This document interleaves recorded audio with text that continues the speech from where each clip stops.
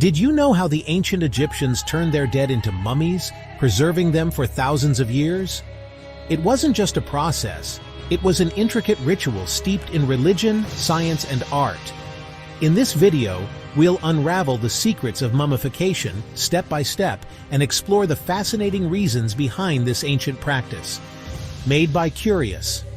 Ancient Egypt. A land shimmering with golden sands and kissed by the life-giving Nile.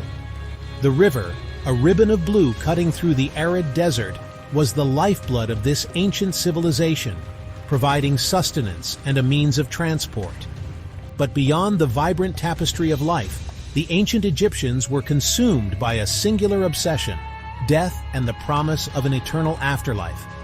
Their entire worldview was shaped by the belief that life on Earth was just a fleeting moment in the grand scheme of existence. They believed that death was not an end, but a transition, a journey to another realm. This belief was immortalized in their funerary texts, which detailed the trials and tribulations one would face in the afterlife, and the spells and incantations needed to overcome them. This belief fueled their intricate rituals and practices, none more fascinating than the art of mummification.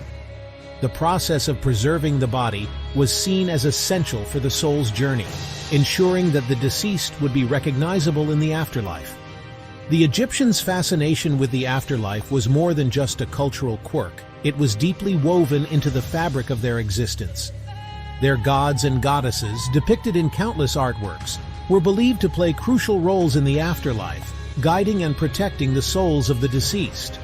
Their pharaohs, considered living gods, ruled with the understanding that their earthly reign was merely a prelude to their eternal dominion in the afterlife. The grandeur of their tombs and the treasures buried with them were a testament to their belief in an everlasting life beyond death. This conviction trickled down to every strata of society, influencing their art, architecture, and most importantly, their burial practices.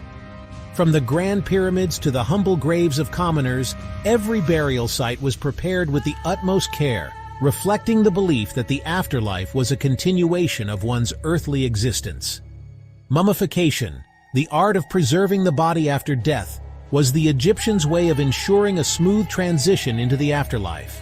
The process involved removing the internal organs, drying the body with natron, and wrapping it in linen bandages, all while reciting prayers and spells to protect the soul. This meticulous process, spanning over 70 days, transformed the deceased into an eternal being, ready to embark on their journey through the underworld. The mummified body was then placed in a sarcophagus, often adorned with inscriptions and images meant to guide and protect the soul in the afterlife. Central to these beliefs was the Book of the Dead, a collection of spells and incantations designed to help the deceased navigate the afterlife. Egyptian priests would perform elaborate rituals, invoking the gods and ensuring that the soul was prepared for its journey. One of the most critical moments in the afterlife journey was the weighing of the heart ceremony, presided over by the god Anubis. The heart of the deceased was weighed against the feather of Ma'at, the goddess of truth and justice.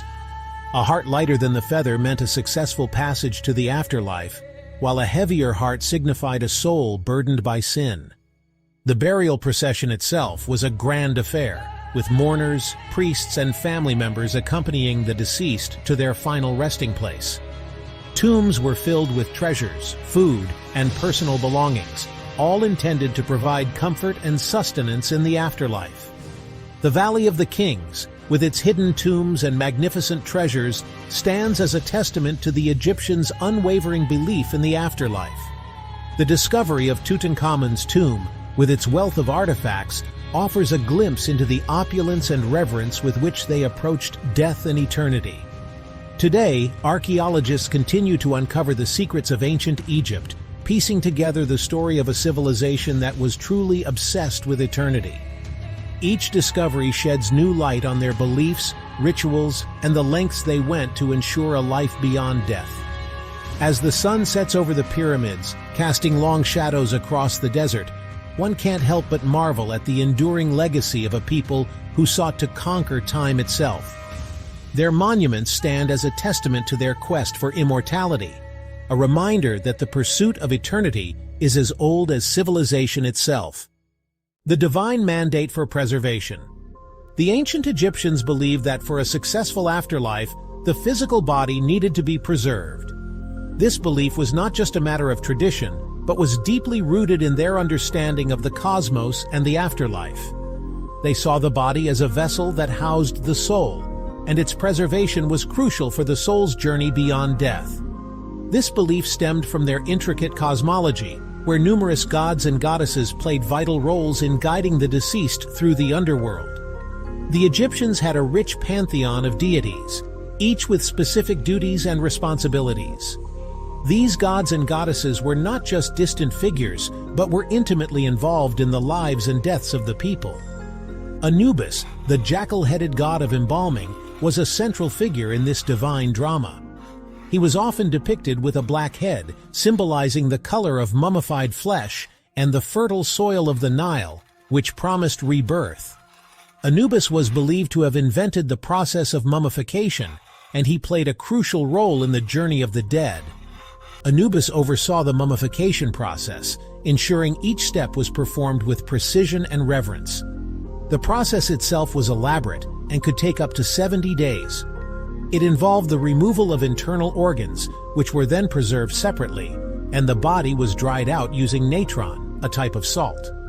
The body was then wrapped in linen, with amulets placed between the layers to protect the deceased in the afterlife. He was also the guardian of the scales, weighing the heart of the deceased against the feather of Ma'at, the goddess of truth and justice. This ceremony, known as the weighing of the heart, was a pivotal moment in the journey to the afterlife. The heart was considered the seat of intelligence and emotion, and it had to be lighter than the feather of Ma'at to ensure a favorable judgment. This weighing of the heart ceremony determined the fate of the deceased in the afterlife. If the heart was found to be heavier than the feather, it was devoured by Ammit, a fearsome creature that was part lion, part hippopotamus, and part crocodile. This meant the soul would cease to exist. However, if the heart was lighter, the soul was granted passage to the field of reeds, a paradise where the deceased would live eternally. The preservation of the body was not merely a physical act, it was a deeply spiritual one. The Egyptians believed that the spirit, or Ka, needed a physical vessel to return to after its journey through the underworld. The Ka was one of the 5 parts of the soul and was believed to stay close to the body, requiring sustenance in the form of food and drink offerings. Mummification, therefore, was a sacred act, a collaboration between mortals and the divine, ensuring the deceased's safe passage into eternity. The process was a testament to the Egyptians' profound respect for the dead and their unwavering belief in the afterlife. It was a meticulous and reverent practice, reflecting their desire to honor the deceased and secure their place in the eternal cycle of life, death, and rebirth. The ritual of purification. The journey of mummification began with a ritualistic cleansing of the body. This took place on a special platform called An, usually located near the Nile. Priests, wearing masks of Anubis, washed the body with sacred water from the Nile, symbolizing purification and renewal. Palm wine, known for its antiseptic properties, was used to cleanse the body further. Incenses and perfumes filled the air, masking the smell of decay and creating an atmosphere of sanctity. The cleansing ritual was not merely about hygiene. It was about preparing the body to become a sacred vessel, a worthy receptacle for the soul in the afterlife. The Egyptians believed that the Nile, the lifeblood of their civilization, held purifying and transformative powers. Using its water to wash the deceased was symbolic of their connection to the eternal cycle of life, death, and rebirth. Every drop that cascaded over the body carried away impurities, preparing it for its transformation into an eternal being. Journey of the organs. The ancient Egyptians had a profound understanding of the human body and its significance in the afterlife. Their meticulous mummification process was a testament to their beliefs and practices. Next came the removal of the internal organs, as they were believed to be the primary source of decay. This step was crucial in ensuring the preservation of the body for eternity. This delicate procedure was performed by specialists using obsidian knives, renowned for their sharpness. These tools allowed for precise incisions, minimizing damage to the body. The brain, considered unimportant by the Egyptians, was removed through the nostrils using hooked instruments. This method prevented any visible damage to the skull, maintaining the deceased's appearance. The other organs, the lungs, liver, stomach, and intestines, were carefully removed. Each organ had its own significance and required special handling. These organs were then cleansed with palm wine and spices, a ritual that not only purified them but also imbued them with sacred properties. The use of palm wine and spices was believed to protect the organs from decay and ensure their readiness for the afterlife. Each organ was placed in a special container called a canopic jar. These jars were topped with the head of one of Horus's 4 sons, each representing a different protective deity. Each deity was assigned to protect a specific organ, ensuring its safety in the journey to the afterlife. Imsidi, human-headed, for the liver. This jar was believed to safeguard the liver, an organ thought to be vital for the afterlife.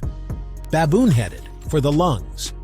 The baboon-headed jar was entrusted with the protection of the lungs, ensuring they remained intact for the deceased's spiritual journey.